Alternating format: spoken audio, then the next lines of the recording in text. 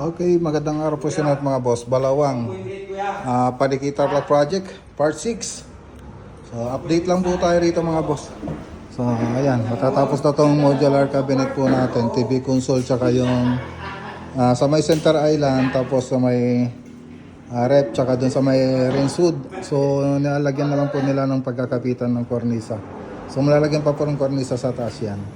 So, update lang po tayo rito. So, ito na po yung TV console natin. Siyempre, kung ano yung makikita nyo dun sa 3D animation natin, so ganun din po yung mangyayari dito sa bahay.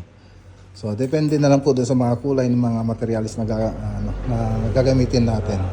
So, ayan. So, dito, marine laminated board na walnut. Tapos, matte white po to. Tapos, ito naman, UV board. Ayan.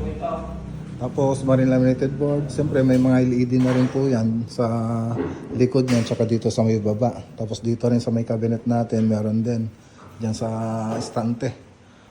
Ayan, so may ano na po to, aluminum profile. So hindi na po tayo gumagamit ng neon lights. So naka-aluminum profile na po yung mga gamit natin ngayon. Tapos dito, pin light na 3 watts.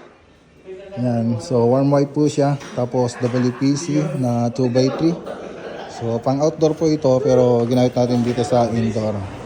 So dito naman yung center island, ang kulang na lang po dito yung quartz na counter, yung countertop niya na quartz. Siyempre dito sa gilid meron din po yan. So makikita niyo yan doon sa part 1 ng video natin. Tapos ito na po yung cabinet para sa rep, tsaka sa rinsewood. Tapos dito dadaan pa po yung cornisa dyan. Ito yung sinasabi ko kanina. Tapos mga ilaw po natin dito, tricolor na po yan. Warm white, daylight, tsaka white. Yan. So pinakita ko yan nung last na punta tayo. Ngayon, pakita ulit natin. So may remote na rin po siya. Yung dating ginagamit nating aluminum profile, wala po siyang remote. Tapos isang kulay lang po siya. May Medica white or warm white. So dito, tricolor na siya. Ayan o. Testing natin mga boss. Yan, naka-white po siya ngayon, gagawin natin warm white.